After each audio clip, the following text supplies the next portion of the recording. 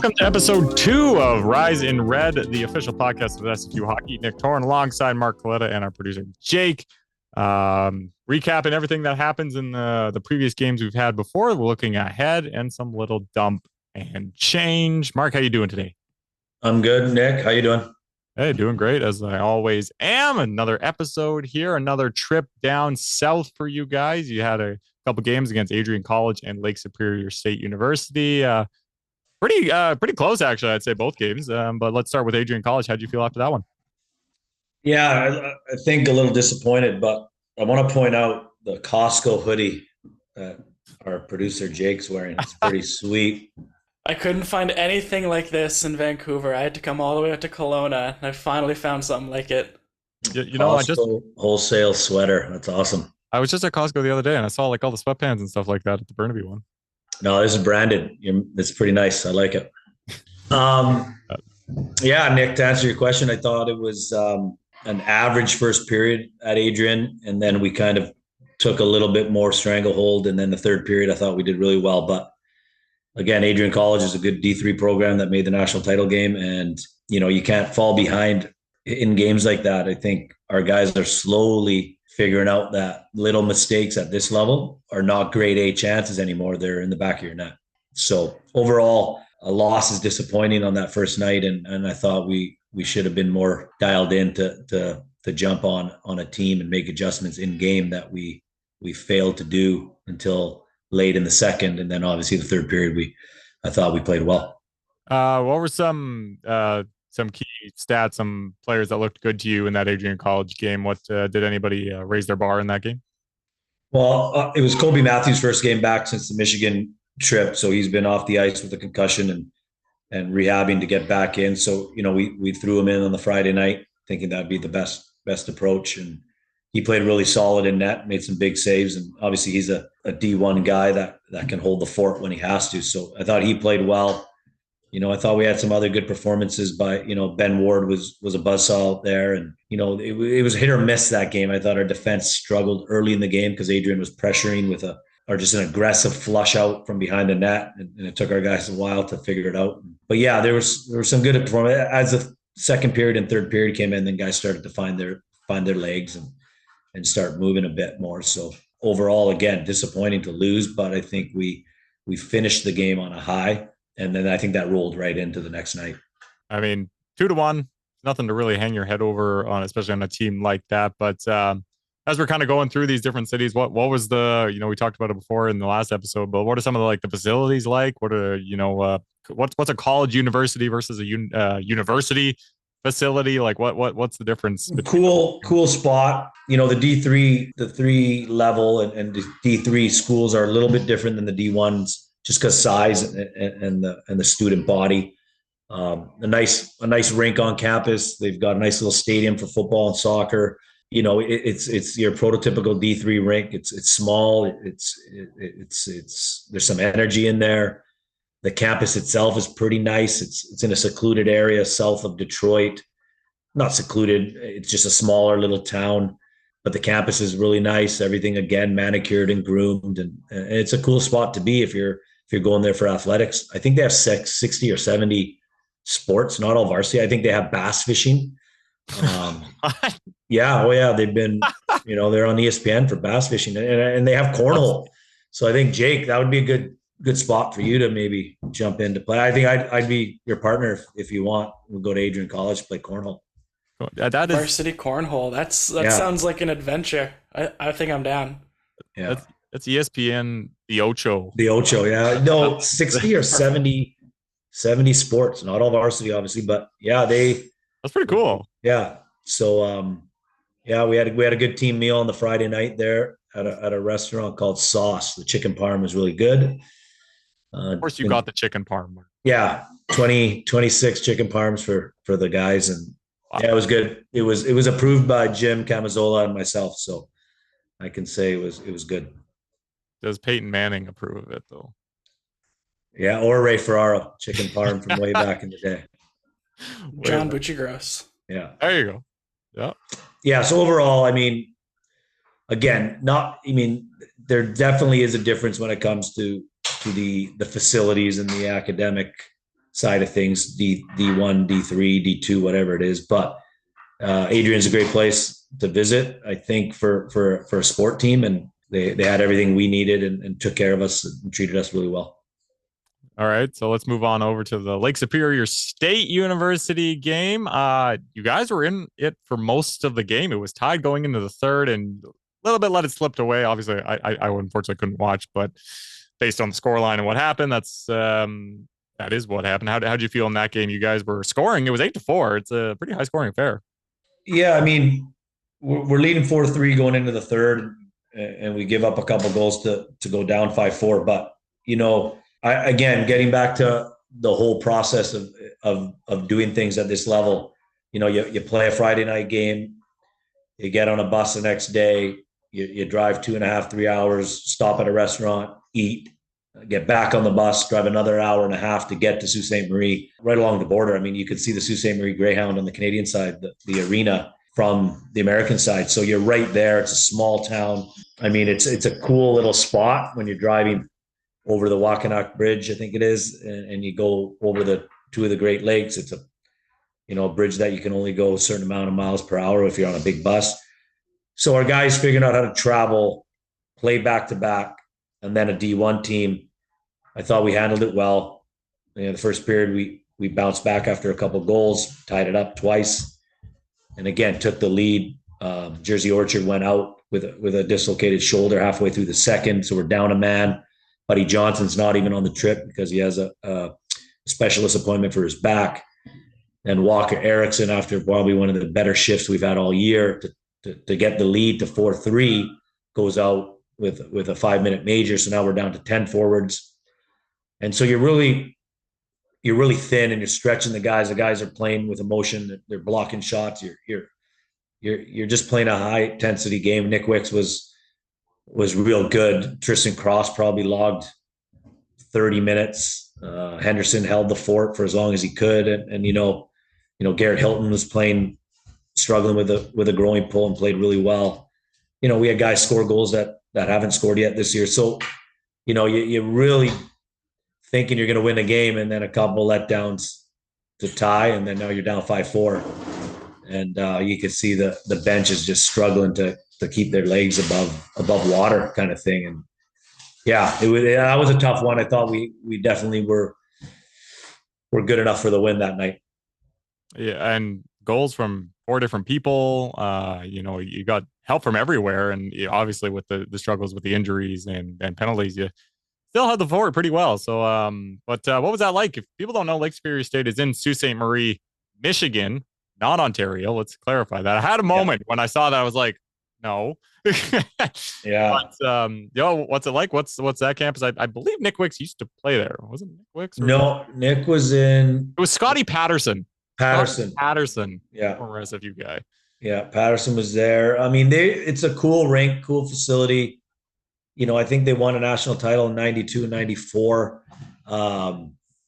Those were the years that, Paul Kariya was at Maine. And I think Maine, with Jim Montgomery, the coach of the Bruins, and Paul Kariya beat Lake State for the national title. And that was they were a pretty prominent program back in the early 90s. So real historical place to play, Lake Superior State. And, small town, really small. When we went to the hospital after to get, check in on Jersey, he was still in the hospital bed. They had to sedate him to put his shoulder back in. So, just something I guess hockey players kind of do. And, he, as if nothing happened, got back on the bus and back 2 hours to the hotel. So, small town, definitely not that big. I know a couple of our guys are friends with their guys, and then they said there's not much to do there, but a good hockey place. And disappointing again to lose, because I thought we were definitely poised to win. And again, part of the learning process on that and how to play games like that. So, you're going into 2 more games. What are some of your takeaways from both of these games and moving into a couple of tough opponents in big prominent universities in Pitt and Robert Morris? What were some of your takeaways from these games that you're going to take into those? Eliminating mistakes and being prepared to play. I mean, I chatted last week, or when we chatted a couple of weeks ago, about the mobility and just the way the brain works at the higher level for these players. I think now we have to eliminate mistakes and then be prepared to play from the first period. And again, our guys figuring out how to travel, get on a plane, get up early, travel well, eat well, sleep well. So when you get to the destination you're at, which is usually a 4 or 5 hour flight and then a 3 hour time difference, you're ready to make that transition into the Friday and the game day. So not as easy as people would think, but they're young, they're resilient. They shouldn't have a problem doing that. It's just a matter of getting in that mindset and making sure you're prepared to do those things. To me, that's the next step. And I think, the mistakes part, they're just simple mistakes that we got to fix. And we've been working on those things with video and in practice. All right. So now looking ahead into those next games, you're heading over to Pittsburgh in Pennsylvania. You got first up against the University of Pitt. How's that looking? How are you set up there in the ACHA? Yeah, don't know much about them. Club hockey team at the Division I level. I would imagine they're going to be pretty good. Over the last couple of years, Lindenwood's made the jump, and Arizona State made the jump from ACHA to NCAA. So I'm sure they're going to be quality, and we're going to just have to see if we can steal some video somewhere. So we're expecting a tough matchup, and obviously, again, traveling and getting over there is going to be tough, but should be prepared for a Friday night game against them. How do you prepare, or how would you prepare? Let's say you don't get video, you don't know much about this team. How do you get this team prepared to play a team that you have no idea? Yeah, I think Jimmy, and even working with Krog this week at practice, I think we got to focus on what we do well and work on those things. The psyche of the guys is sometimes a little fragile, especially as a 20-year-old, 21, 22, doesn't really matter. You get into their head a lot if you're watching too much video and you're concerned about what other guys are doing or what the other team's doing. I think if we execute and do what we want to do well, I think you got a better chance of being successful down the road, because you're just focusing on what you do well and our game plan, which is going to be, play with speed. Our transition game is gotten a lot better, and then cleaning up our defensive zone. Our goaltending's fantastic. I'm not worried about that. And I think we've proven now we can skate at the level we need to. So again, focusing on what we do well and controlling our own energy level and our preparedness is probably the key, even if we don't get video. Fair enough. All right. You're going to a little more prominent university in hockey, but probably more known for basketball than is Robert Morris. They're NCAA Division I. So this is a high level program. What do you got on them? What are you looking forward to in that? Yeah, we have some video on them already from their last couple of games, one against Holy Cross and some other stuff. So we'll do a pre-scout and have, especially special teams is probably the most important in my opinion. Again, we want to focus on trying to dictate the pace of play, knowing we can compete with these guys, and our game plan would be, again, to control what we can control, and that's our energy levels and the way we move up and down the ice and get the puck north-south. But yeah, it's going to be interesting. Their D1 team just came back online. I really think our guys are figuring it out again and really prepared to play. I think we're looking sharp, and we're going in with the mindset that, we've got an opportunity to win 2 hockey games, and that's the mindset of our guys right now. What do you need to do to win? I mean, these are 2 tough programs. One even being a club team that's still Division I, it's still tough. They're still going to bring in solid recruits. So what does this team need to do to win, or maybe have a chance in this game? Yeah, stay out of the box was always a good one. Goaltending is going to be definitely paramount in how we do things at this level. We always know we're going to be behind the 8 ball, I guess. From the outsiders looking in, SFU's a club hockey team. You're not funded. What are you doing playing these D1 teams? You have no business doing this. So we always know we're going to be a little bit, maybe not as deep or what have you. So our goaltending's always got to be good. So we know that. Now it's just eliminating those mistakes and having the confidence to play. I think we proved it the last couple of weeks in a row that we can compete and skate at that level. Now it's just that confidence, the inner confidence with our guys, not being that sense of, what are we doing? Why is coach bringing us here to play these games? We're in over our head. I think that's just unnecessary stress you put on yourself. We believe we can win, and we're gonna try and do that. All right, so that pretty much sums up everything that's going on with SFU hockey right now, and I guess we can move into our next segment here, Dump and Change, Mark Coletta's favorite. He big fan of the name. Yeah, it's a good name. I actually spoke with a former teammate of mine the other day. He's a good player back in his day, and we were just talking. We both, we're a little older now. We played at Kimball Union together in New Hampshire, but went to Plattsburgh together too as well. And he said to me the other day, because I might meet him for a dinner or something when we go to Long Island in November. But so I wanted to reach out and see if he's in town that weekend and go from there. And he, I asked him how he was doing and how his kids are doing and stuff. And he says, "Yeah, I'm not a goal scorer anymore, Coletta. I'm a dump and change guy." So, as you get older, this is the 30-second shift and off. Get the puck out of the zone and dump it in and get the zone. Or an 80-minute sub coming in at the end of the game to maybe poach a goal. Just ball bounces right to his feet and kicks it right in. All right. Yeah. But today we're talking about multi-sport sports athletes, which I didn't go very far, but I was once one. I'm sure you were as well. And I think most kids are, but eventually some don't go to the multi-sport. Or why don't you tell us maybe your experiences and what do you feel? Yeah, I think it's one of those things that over the last handful of years, because of the specialization in sports, whether it's hockey, soccer, basketball, gymnastics, tennis, it doesn't matter. There's become a, let's just say, priority to and maybe it's all brought upon the money part of it from coaches and developers or the parents, wanting their kids to be at the highest level. I just think, telling a kid, a boy or girl at 8, 9, 10 years old that, well, you got to choose a sport is really detrimental to their growth and their development. I think, physical literacy is a pretty important part of being a high-end athlete, if that's what you're trying to do. Not to mention, if you just want to be a good beer league hockey player or a recreation soccer player, you should be able to bounce a ball, throw a ball, kick a ball, and do those things as you get older. And I think that whole notion that we've been hearing a lot over the last handful of years is crazy to me, because you want to have kids at 15, 16 or 17, 18 be athletic in their movements and their mobility, the way they can read and react and watch a play develop.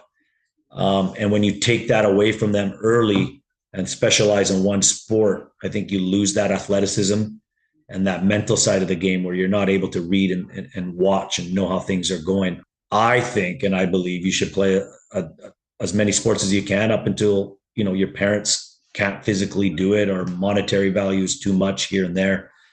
But telling kids not to or to pick something early, I think is not the right move. I mean, I from my personal experience, I grew up, I played soccer in the fall, winter, and then baseball in the spring. So that, I was thinking about this because we were talking about maybe doing this, and I was thinking about soccer versus baseball, how that might have helped me in different areas. And I kind of thought, when you think of soccer, it's very team oriented. The whole team needs to work together to get a goal. One person cannot do this. They really can't. But in baseball, you more have to take on ownership as yourself, because it's you making the catch. It's you hitting the ball. These are two kind of separate things, but I think they both help me in, being a teammate with soccer and having to understand and utilize other players.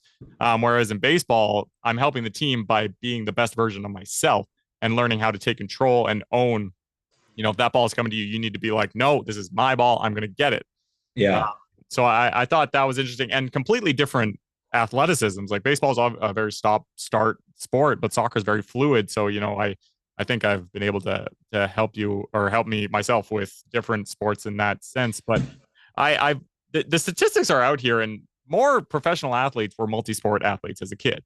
It's proven. So I don't quite understand why. And you're a coach, obviously. You're not maybe bringing in young kids, but like, why would you consider being like, no, you're really good at hockey, you should stop playing soccer so you can focus on hockey? Like, at what age do you think that's a good idea?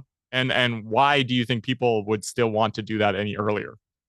Well, just to piggyback on your point there about, the multi-sport, I mean, the baseball, the hand-eye coordination, just realizing certain things in situational plays, and soccer, using your feet.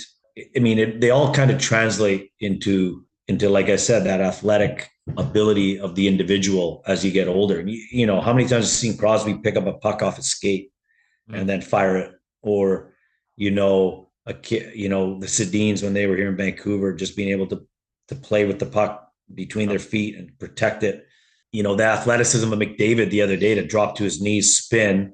And I know Jake's really smiling now because it's a McDavid shout out, but you know, that play alone, the puck wasn't even near him, but he was just able to fall, get up, spin. And that very skill set is what we teach 6 and 7-year-olds on the ice when they're learning to skate. And so obviously, you know, those things matter. I mean, you watch a soccer player, you know, switch a ball sideline to sideline in the air and be able to control that ball without letting it bounce. Yeah. You know, those things just don't happen overnight. And if you're not athletic to be able to do that, you know, I think lacrosse probably translates really well to a lot of sports. Again, the physicality, the intensity, just catching that ball, being able to throw that ball and run and get beat up, probably a lot in lacrosse as well.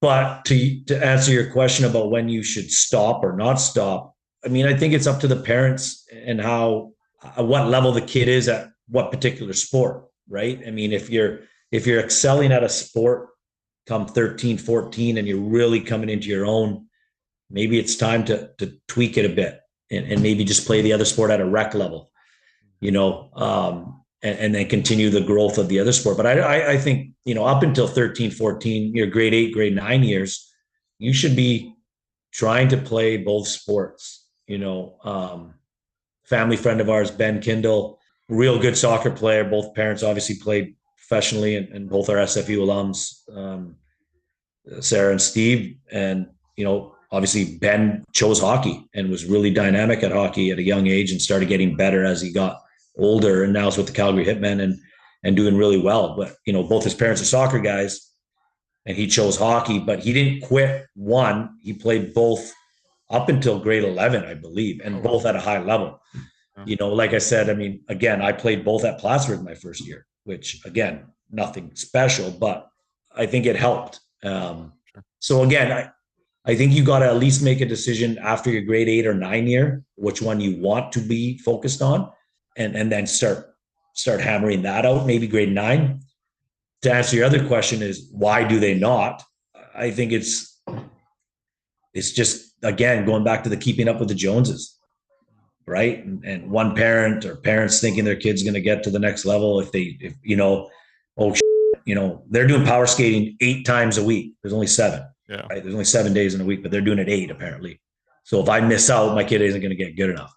So I got to stop doing soccer or piano or badminton, well, you know, whatever other activity they're doing, and say, screw it.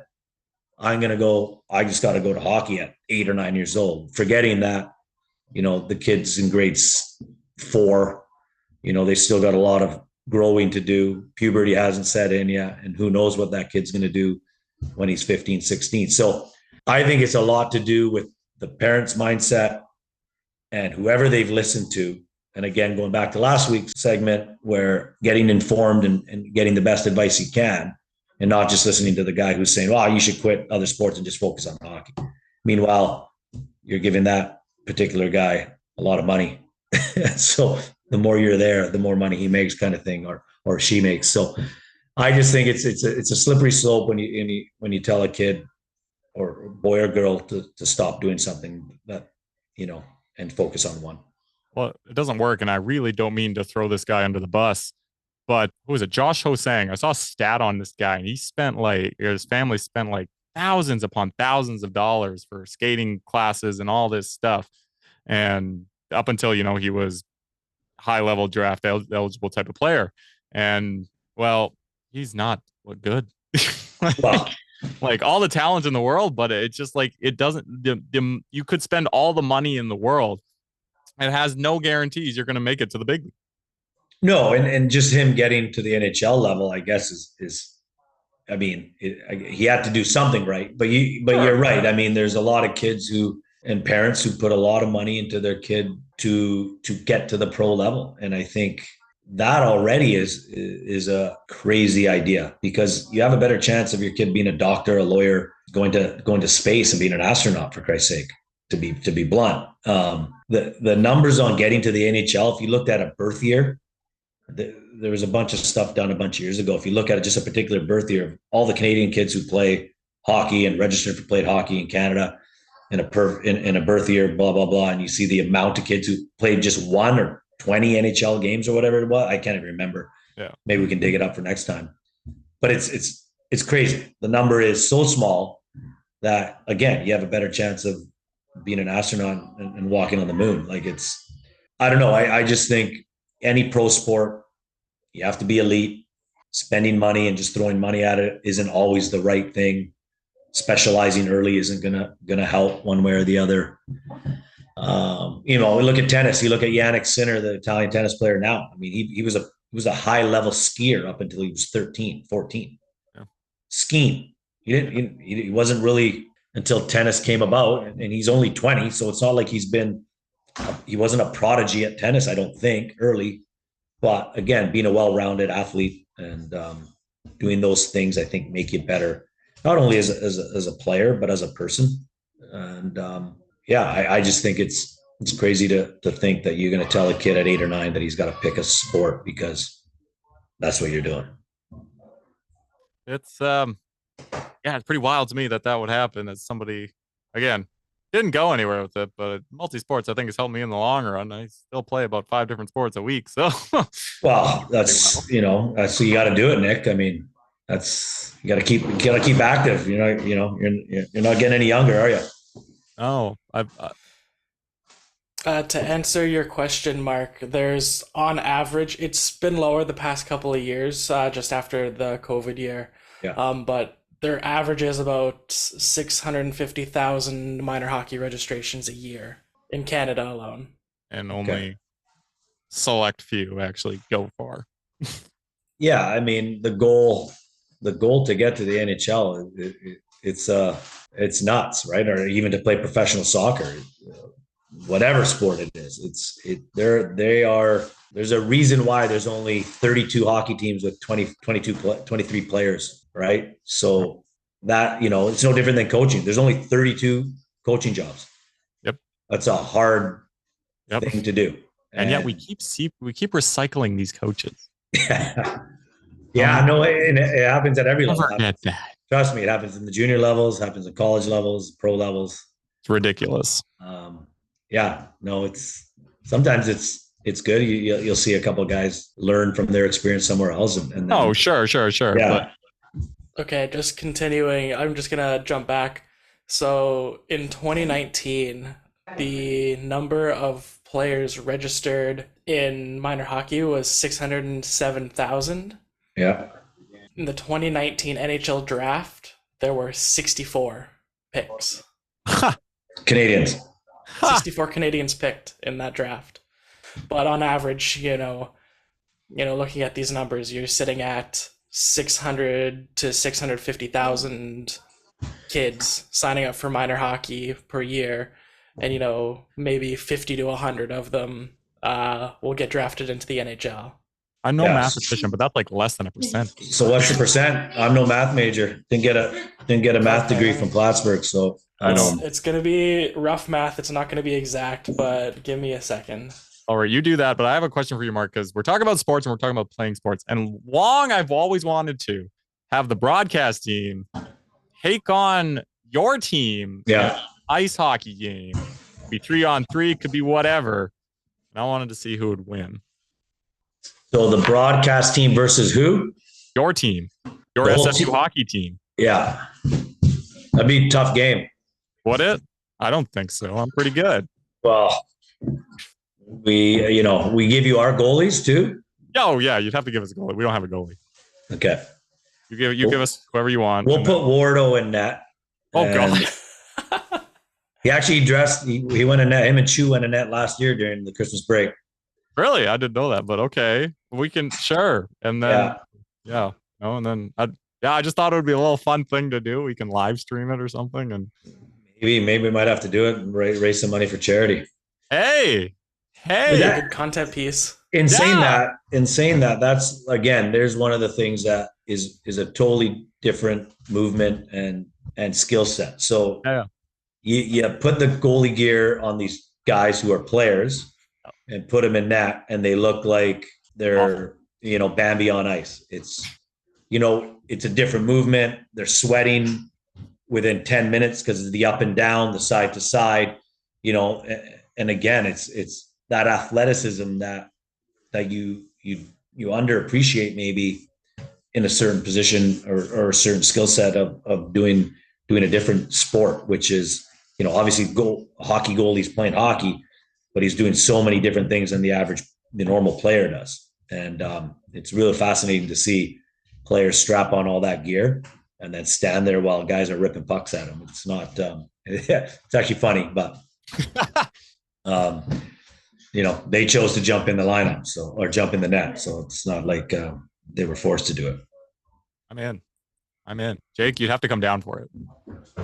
I will. I'll get Jamie to film it or something. Exactly. Great content piece. Yeah, if we do that, I will come down for it. We'll get Austin. Austin can jump on the ice too. Oh, yeah. The whole team will get there. We'll get Austin. Yeah. We'll get Marissa. We'll get Alex, the camera guy. Yeah. Be awful. Jumping back. You were right, Nick. Less than 1%. It is 0.01%. Yeah. It is astronomically low. And when you see these, when you see parents at the rink and you kind of just look and there's an anxiousness. I mean, obviously Barzal and Bedard and Fabro, there's a lot of local talent that's made it recently. Iorio, Hopkins. I mean, right in this little pocket that we're in, the Patan, yep. Who else? Harkins' kid. I mean, there's a handful of kids that grew up in this last Evander Kane, Lucic. We can name a lot of them in this last 5 years. But so I think that feeds into the narrative where, then if they can make it, my kid can make it. And I think when you really look at that stat, that number, I still think parents would say, wow, we got a chance. Right? It's like, wow. When we grew up, the first big guy from here was Cliff Ronning, obviously making some hay.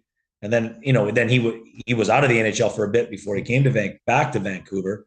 Yeah. But I think if I'm, memory serves me correct, it wasn't until Joe Sakic really became a superstar that somebody from Burnaby, Vancouver, North Van was at that level, right? I mean, Cliff might have been the first. Sakic would have had to been the high. I don't know. Am I missing somebody? I don't know. All I know is that I do have a sense of pride because, yes, I'm from North Van, and not a lot of kids have come from North Van, but Connor Bedard, a lot of actual good kids. Colton Sissons scored the other night. Yeah, Sissons and the Reinhardts. Marty Jones. Martin Jones, fun fact, went to my elementary school at the same time I did. All right. I had no idea until he was in the NHL. But are the Celebrinis from North Van? I think they live there now, but Rick, the dad's a Burnaby guy, so we'll take them. As Burnaby will take them. Okay. Burnaby, hometown Burnaby guys. Whatever you say, buddy. Yeah.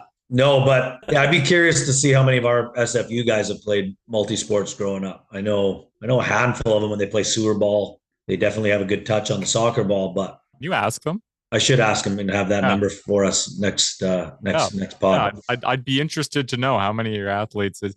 And I just got a quick question about that. Like, have you ever asked that when you're recruiting a player? Have you been like, do you play other sports? Yeah, that's actually a good thought. I might have to do that when I'm recruiting kids now and seeing if they have played other sports and with other teams and do a little bit of a background check. I'd like to know how many, other than hockey, what have these kids done, right? And that's a good thing because character and building a culture in your room and being able to have quality people in the room is really important. So if they've played other sports or they've done other things and been a part of whatever it is, I think that bodes well as a recruiting tactic too, to see what they're done.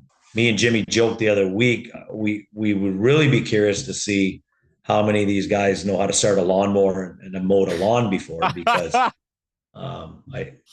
doubt many of them have done that. And so that might stem to the work ethic thing or how they were brought up. So, but no, that's a good point. I might add that to my thought process when recruiting kids. Don't know if there's any royalties in recruiting, but yeah. No, there might be. Maybe get a stick. Nice. Get you an autograph Ben Ward stick. Oh man, That's dream. your finder's fee. Yeah. Exactly. Yeah. Anyway, that will probably wrap it up from there. Is this getting a bit off the rails? But this has been episode 2 of Rise in Red, the official SFU Hockey podcast. Mark, Jake, it's been fun. All right. Hopefully we'll have a special guest next after we get back from Robert Morris. See if we can add a little more flair to the context here and to the conversation. A little teaser, baby. We'll see you next time on the podcast. Episode 3 will be out shortly, and episode 2 will be out this Monday. We'll talk to you guys soon. Thanks, guys.